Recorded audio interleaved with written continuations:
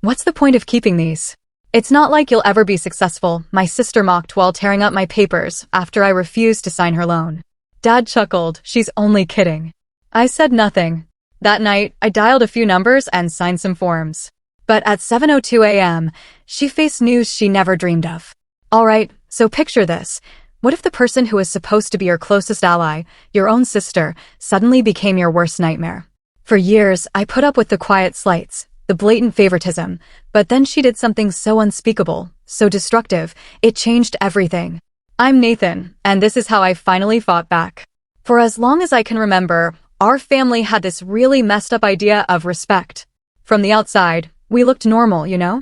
Sunday dinners, group chats full of memes, those half-hearted birthday messages. But behind closed doors, it was a different story. My dad had this dry humor that always felt like thinly veiled dismissal. My mom? She was a master at ignoring conflict until it just exploded. And my sister Leah? She thrived on control. Leah was 2 years older, and she had this uncanny ability to make everyone else feel tiny just so she could feel big. Me? I was always the quieter one, more reserved, never one to start drama. Growing up, I quickly learned that standing up to Leah wasn't worth the fight. She'd twist my words, cry crocodile tears to our parents, and somehow, I'd be the one apologizing. It created this weird, toxic dance, her pushing boundaries, me swallowing my frustration, and my parents just brushing it off as siblings being siblings.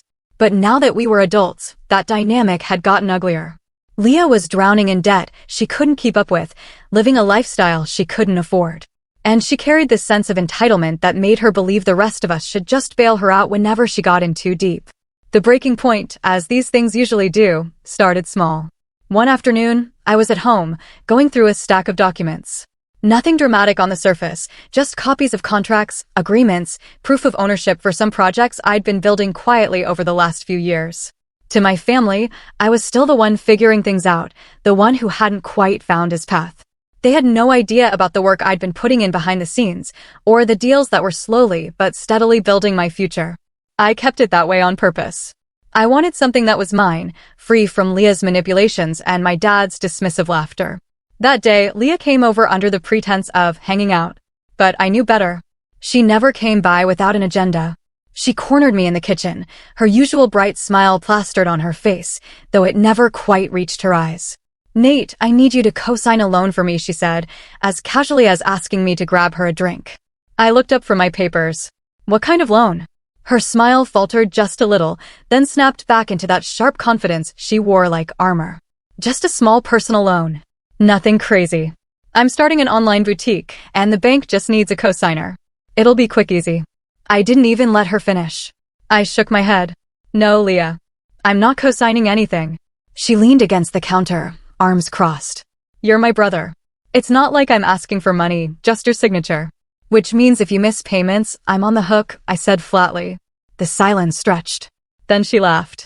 "You really don't trust me? That's sad, Nate. Family is supposed to help each other."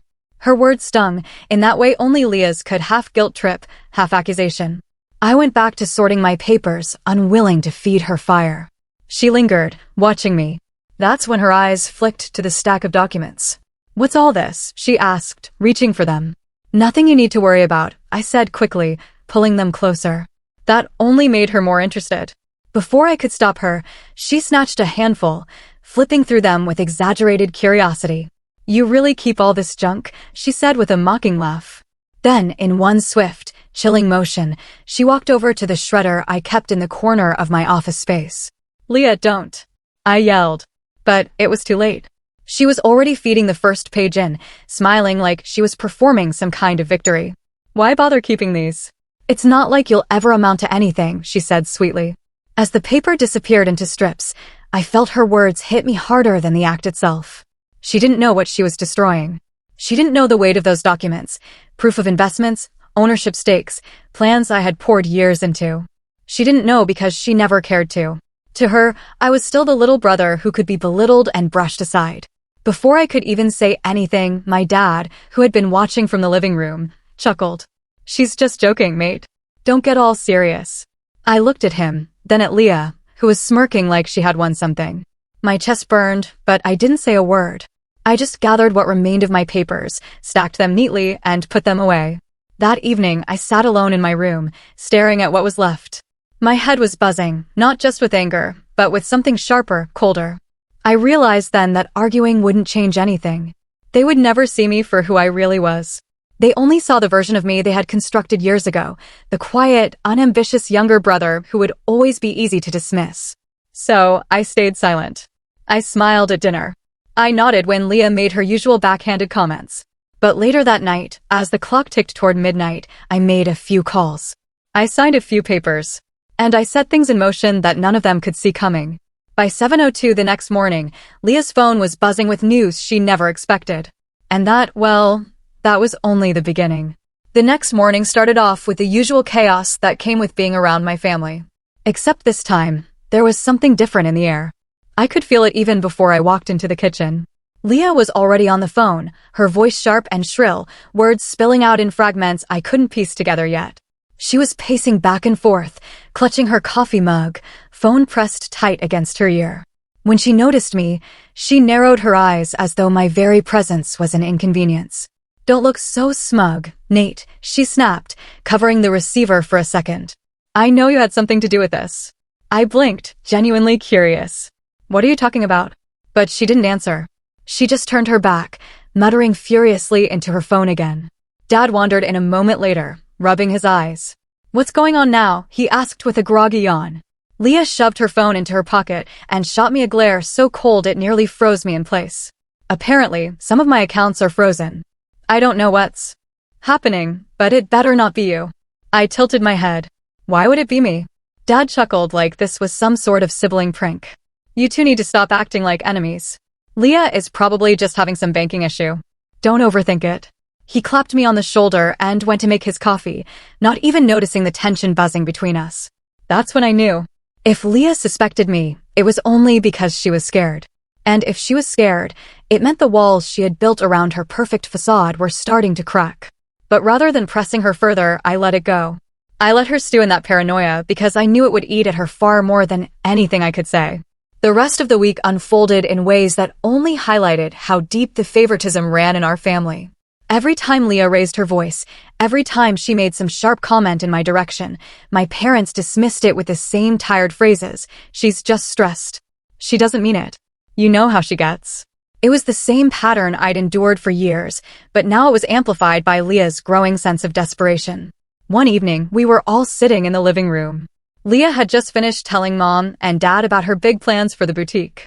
Despite the fact that she had no products, no business plan, and no money to fund it, she talked with the confidence of someone who believed the universe owed her success just because she wanted it badly enough. Dad leaned back in his chair, nodding. "That's my girl, always thinking big." Mom smiled warmly. "Leah's got ambition. She'll figure it out." And then, almost like an afterthought, Dad glanced at me. "Nathan, maybe you could help her. You're good with computers and whatever it is you do. Why don't you give her a hand setting it all up?" Leah smirked, clearly enjoying this. "Yeah, Nate, you can build me a website. It's not like you're doing anything important." That was the moment I realized just how invisible I still was to them. My parents had no clue what I'd been working on, what I had accomplished, what I had lined up for the future. And Leah certainly didn't care. She only saw me as a tool to be used, someone who should fall in line with her needs. I forced a smile. "I'm busy with my own projects." Leah rolled her eyes. "Projects," she said mockingly, drawing the word out as if it were a joke. "Please, if you had anything worth showing, you would have done it by now. Stop pretending like you're too important to help your family." Mom frowned at me, her tone sharp in a way it never was with Leah. "Don't be difficult, Nathan. It wouldn't hurt you to lend a hand." Something twisted in my chest at that moment. It wasn't just the favoritism. It was the utter dismissal of my boundaries, my work, my worth.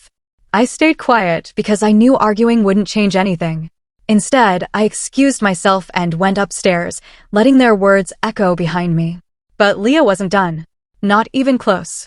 A few days later, I came home to find my desk drawers open, papers scattered across the floor. Leah was sitting in my chair, rifling through what was left of my documents. "What are you doing?" I asked sharply, stepping forward. She looked up, unbothered. "Relax. I'm just checking if you're hiding money from us. You're not dumb enough to keep anything important here, are you?" The audacity of it made my blood run hot. "You can't just go through my things." She leaned back in the chair, crossing her legs. You live in Mom and Dad's house. Nothing here is just yours. Don't act like you're above the rest of us. I stared at her, and for a split second, I almost let my anger spill over. But then I caught myself. No. If I exploded now, she'd win. She'd cry to Mom and Dad, and they'd scold me for overreacting. It was a script I knew by heart. So instead, I bent down, calmly gathered my papers, and stacked them neatly back into the drawer. I didn't argue. I didn't defend myself. I just looked her in the eyes and said, "You'll regret this one day."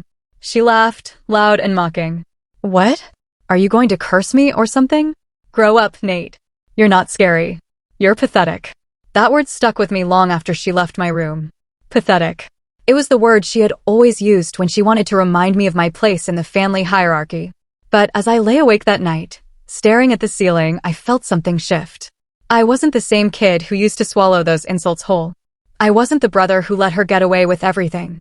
And though Leah didn't know it yet, the ground beneath her was already starting to move. It happened 2 weeks later. By then, Leah's mood had shifted into something sharper, more unpredictable.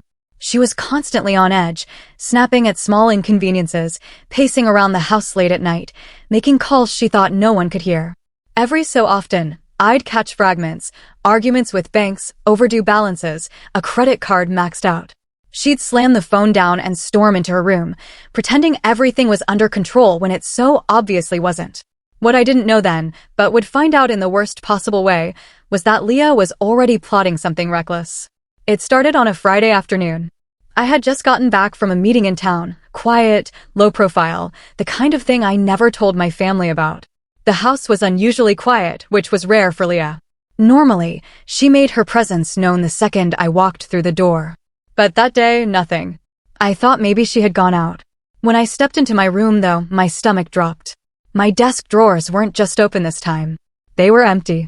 The small safe I kept tucked behind a row of books on the shelf was gone, leaving behind a scuffed patch on the floor. Papers, contracts, receipts, all of it stripped bare. I froze in the doorway, my hands tightening around the strap of my bag. For a second, I thought maybe I had misplaced things. Maybe I was overreacting. But the hollow space where the safe had been told me otherwise. Nate? Leah's voice floated up the stairs, sweet and sing-song. I turned, and there she was, standing in the hall with that smug smile plastered across her face. She was holding something in her hand, my safe key, dangling from her fingers like a prize. What did you do? My voice came out low, tight. She sauntered closer, twirling the key before tossing it casually onto my bed. Relax. I borrowed a few things. You'll thank me later. My chest constricted. Borrowed what exactly? She didn't answer right away. Instead, she tilted her head, pretending to think. Some of those contracts you hide. A few of your account details. Honestly, you should be grateful I'm smarter than you. You just leave this stuff lying around like it's worthless. Leah.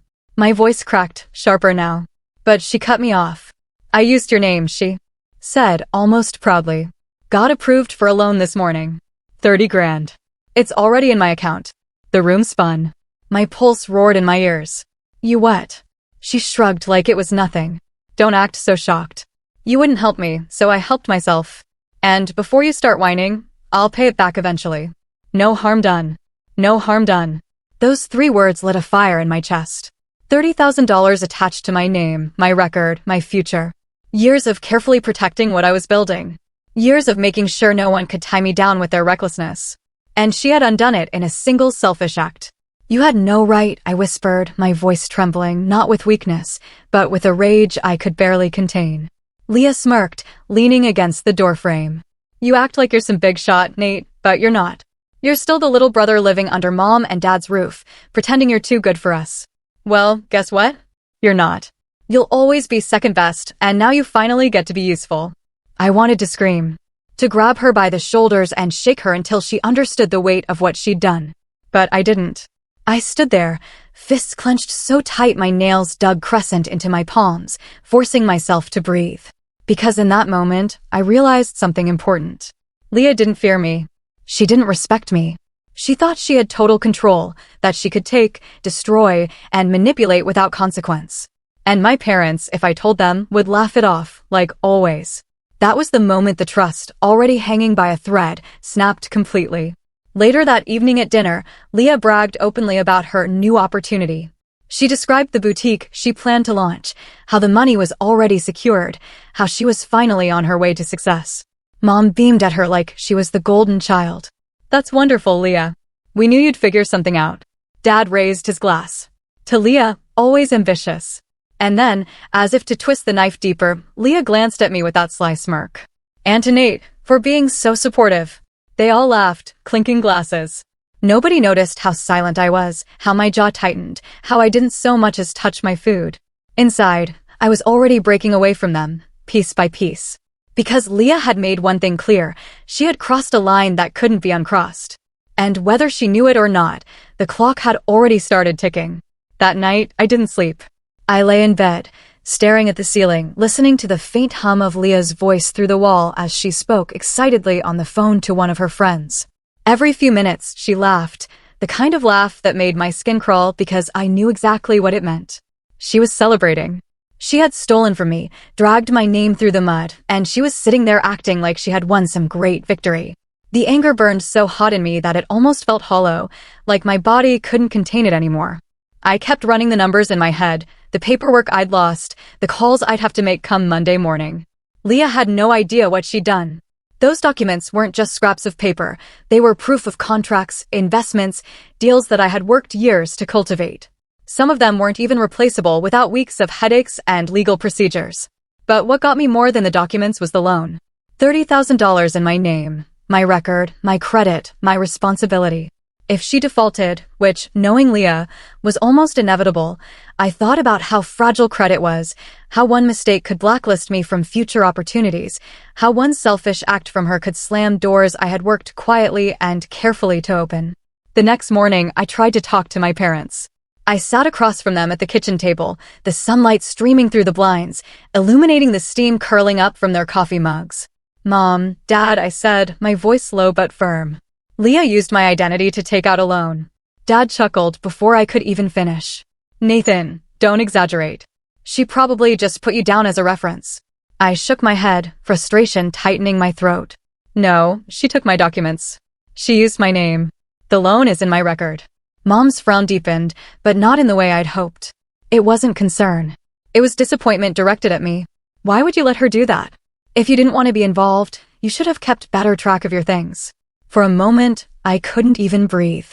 The blame wasn't on Leah, who had stolen from me, lied, and jeopardized everything I'd built. It was on me for not keeping better track of my life. Leah walked into the kitchen just then, yawning dramatically as if she had just rolled out of the most peaceful sleep in the world. "Are we still on this?" she asked, pouring herself coffee. "Nate, you worry too much. Everything's fine. I'll pay it back before it even matters." I stared at her, waiting for my parents to say something, anything, to call her out. But Dad just clapped her on the shoulder and said, "That's my girl. Always resourceful." I don't remember leaving the table, only that suddenly I was back in my room with the door locked, my chest heaving like I had run miles. I'd always known my family played favorites, but I had never felt it this sharp before. I wasn't just overlooked, I was expendable. My future, my security, my work, they were all secondary to Leah's whims. The days that followed were some of the hardest I'd lived. Leah strutted around the house, making calls about suppliers, bragging about her plans, already spending the money she hadn't earned. Every time I saw her smile, it twisted something inside me. I started avoiding the family altogether, eating meals alone, keeping my door locked at all times. At night, though, the reality hit me hardest.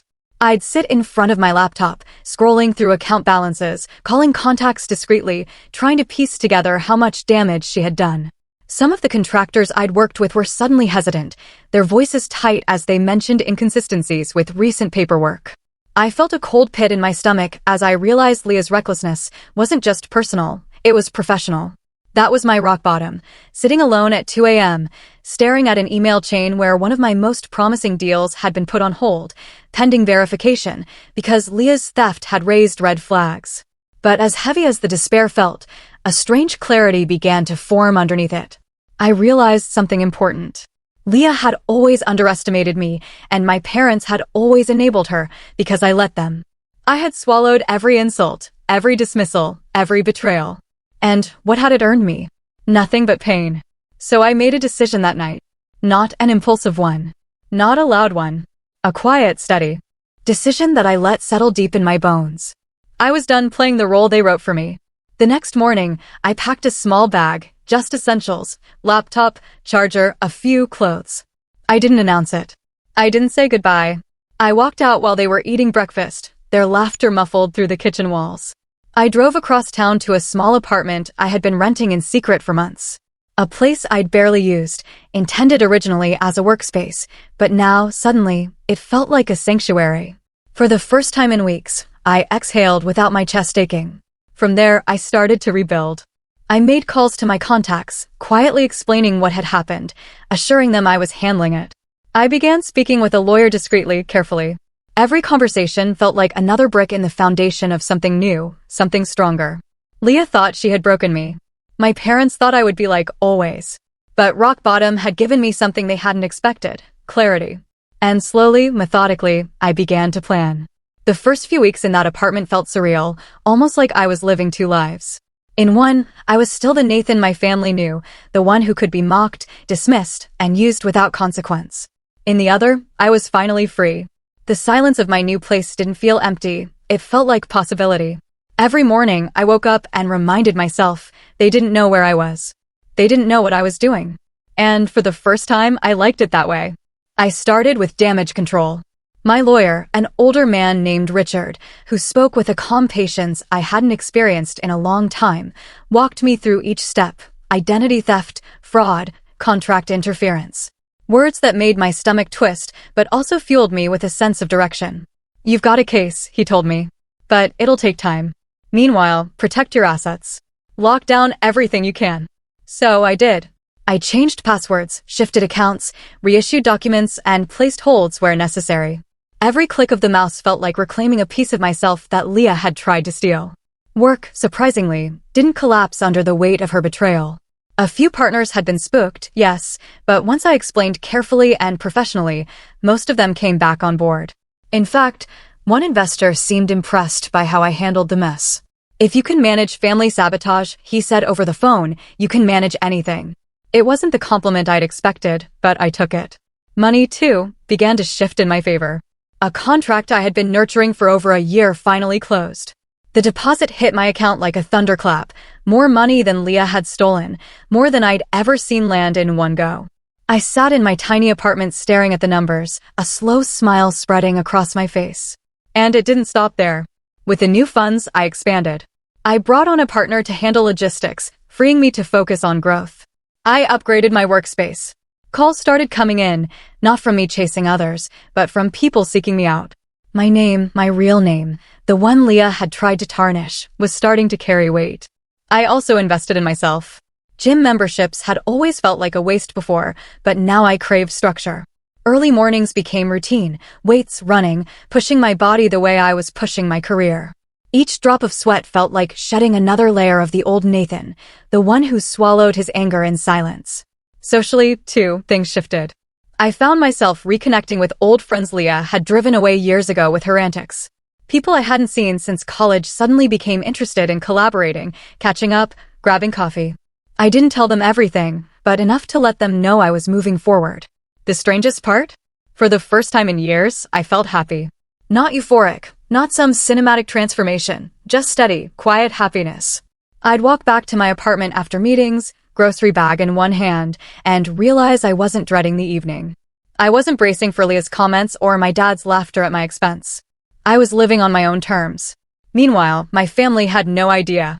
Calls from my mom went unanswered. Texts from Leah ignored. I knew they were wondering, maybe even worried. But I didn't give them answers. I wanted them to sit with that silence, to feel the absence they'd never acknowledged before. But despite the progress, I never forgot the wound. Every success was a reminder of what Leah had tried to take from me. Every laugh with a client, every new opportunity, it all circled back to her betrayal. And deep down, I knew this wasn't just about rising above. It wasn't enough to rebuild quietly in the shadows. One evening, sitting in my office with the city lights blinking outside the window, Richard leaned back in his chair during one of our meetings and said, "You're doing well, Nathan. But you know, cases like this, when it's family, it's not just about the legal outcome. It's about closure. What do you want from all this?" I didn't answer right away, but later that night, lying in bed, I realized what I wanted. I didn't want Leah in jail. Not necessarily. I didn't want to scream at my parents until they admitted they were wrong. What I wanted was something deeper. I wanted them to see me, to finally understand the weight of what they had dismissed, to feel the consequences of years of favoritism and betrayal. And for the first time, I had the means to make that happen. The rise wasn't just about money or success. It was about power. And slowly, piece by piece, I was stepping into it. The turning point came on a Tuesday morning. The kind that started ordinary, but ended with my entire outlook shifting. I was at my apartment sipping coffee while reviewing some contracts when my phone buzzed with an unfamiliar number. Normally, I would have ignored it, but something told me to pick up. "Hello, is this Nathan Cole?" A crisp voice asked. "Yes," I said cautiously. "This is Julia Harper. I'm with Brightline Financial. We're reaching out regarding a loan issued in your name last month." My grip on the mug tightened. "Leah, of course." But I forced my voice calm. "Yes, I'm aware of some irregularities. What's the issue?" There was a pause. Then Julia lowered her tone slightly, as though choosing her words carefully. "Mr. Cole, the loan in question has already been flagged for suspicious activity. Payments haven't been made. The account linked to it is under investigation for misuse of funds. Before this escalates, I'd like to confirm, did you personally authorize this loan?" It was exactly what I'd been waiting for. "No," I said firmly. "I did not authorize it. My identity was used without my consent. I have a lawyer already working on this." Julia exhaled, relieved almost. "Thank you. That's all I needed to hear." "In that case, Mr. Cole, we'll shift the liability away from you and open a fraud file. But you may want to know, the account tied to the loan has already been drained. Whoever did this moved fast." I hung up with my pulse racing. Leah hadn't just stolen my name. She'd burned through $30,000 in less than a month. Whatever she was doing with it, flashy spending, fake business expenses, it was collapsing. That call gave me something I hadn't had before: leverage. Proof. Hard evidence that what she did wasn't just a family squabble, but fraud on record. My lawyer would have no trouble building a case now. But the real opportunity came later that week. I was meeting with a new client, a mid-sized firm interested in contracting my services. The meeting went better than expected, and as we wrapped up, the CEO, a sharp-eyed woman named Melissa, asked, "Have you ever considered taking on larger-scale projects, partnerships with institutions rather than individuals?" I admitted I hadn't thought much about it, but she smiled. "You should. People in my network are always looking for someone reliable, discreet, and innovative. You've got the profile. If you're interested, I'll make introductions." That was the moment I realized just how far I'd come. Months ago, I was begging people to give me a chance. Now, doors were opening without me knocking. And if I played this right, I could establish myself in a space Leah and my parents couldn't even dream of. So I leaned in. I built connections. I attended events where people actually respected me, where my last name didn't define me. I started dressing differently, tailored suits instead of hoodies. I carried myself differently too. Shoulders squared, voice steady. It wasn't an act anymore. It was who I was becoming. And yet, I kept my family in the dark. To them, I was still absent, still the quiet son who hadn't bothered to show his face. Every so often, Mom would text me, "When are you coming home? Leah has been under so much stress. She could use your support." Or Dad would send a half-hearted message, "You've made your point. Don't drag this out." Family forgives. But forgiveness was never what they'd given me, and support was never what Leah had shown me. One evening, I scrolled through social media and stumbled upon Leah's latest post.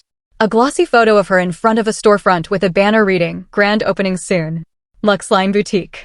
She was grinning, posing as if she'd built an empire from scratch. The caption read, "Dreams don't work unless you do." Excited for this new chapter. The irony nearly made me laugh. She hadn't worked for this. She'd stolen. She'd risked everything on a foundation made of lies. And now she was broadcasting it for the world to see. That was when the idea hit me. Not just to let her fail quietly, but to make sure her downfall was undeniable. Public. Because Leah's greatest strength wasn't her ambition, it was her image. She thrived on perception, on people believing she was unstoppable. If that image shattered, if the world saw her for what she really was, it would cut deeper than any lecture or scolding ever could. The setup was already unfolding. I had the evidence, the growing influence, and a rising reputation in circles Leah didn't even know existed. All I needed now was the right moment to bring it together. And that moment, I felt certain, was coming soon. The revenge didn't begin with fireworks. It began with a quiet email. Richard, my lawyer, had helped me organize everything: evidence of the loan fraud, proof of identity theft, even screenshots of Leah's posts flaunting her so-called boutique. Together, we prepared a neat little package and submitted it to Brightline Financial, the bank, and more importantly, to the proper fraud investigators. I wasn't reckless. I didn't want to destroy her overnight and risk getting caught in the fallout. No, this had to be precise, controlled, undeniable. The first domino fell the week before her boutique's grand opening. Leah had been plastering invitations across social media, tagging friends, hyping it up like she was about to launch the next big thing.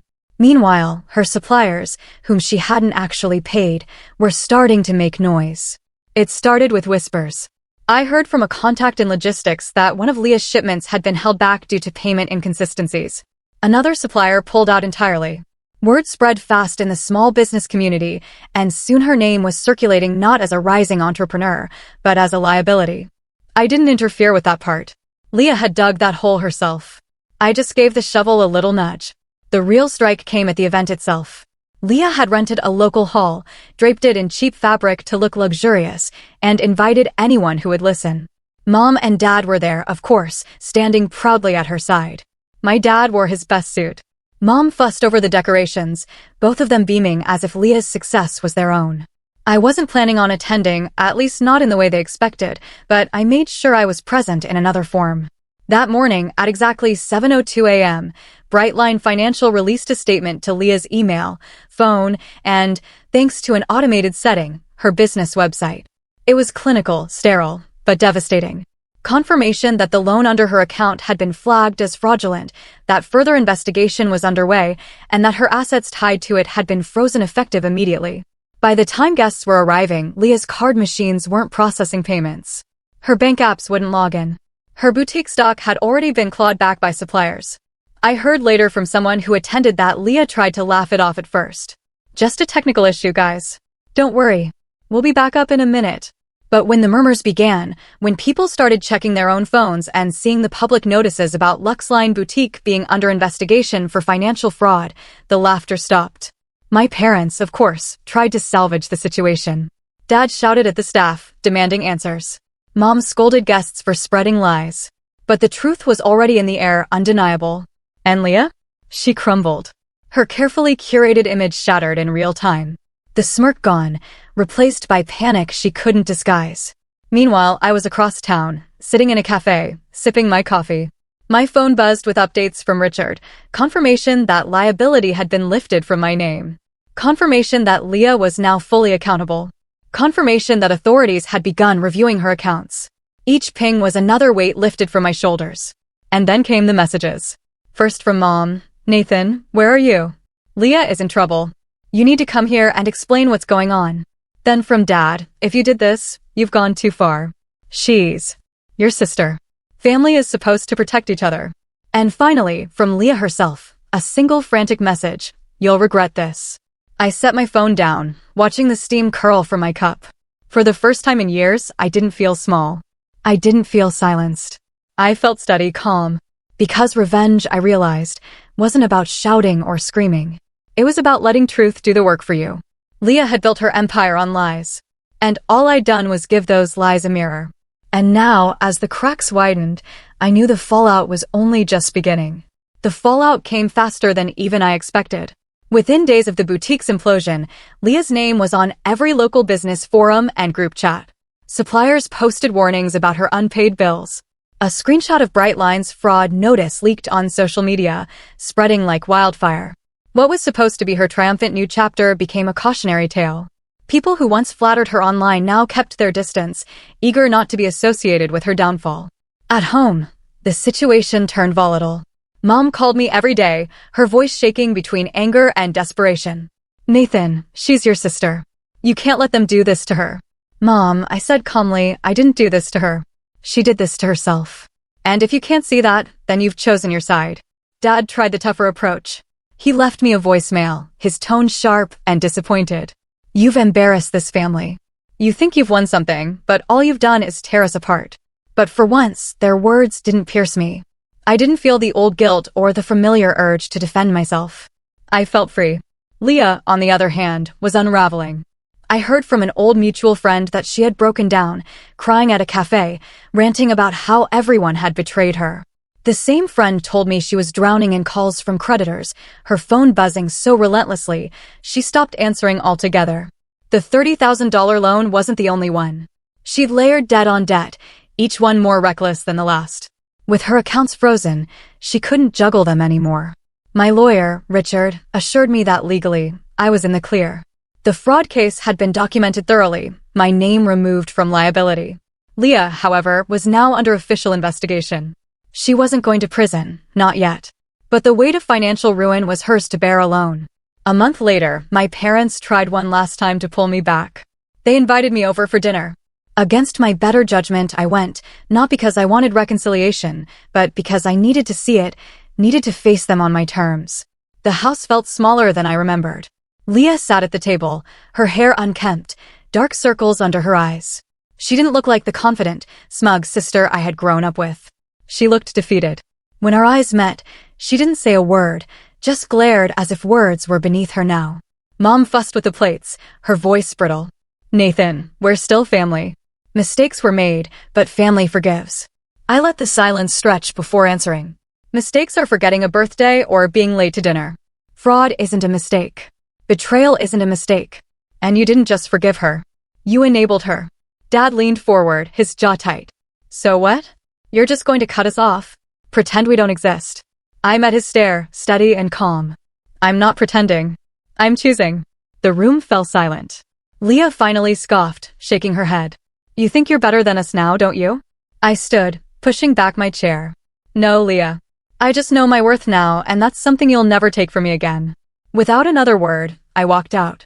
That night, as I drove back to my apartment, the city lights stretched out before me, glowing against the dark. For the first time, I didn't feel like I was running for my family.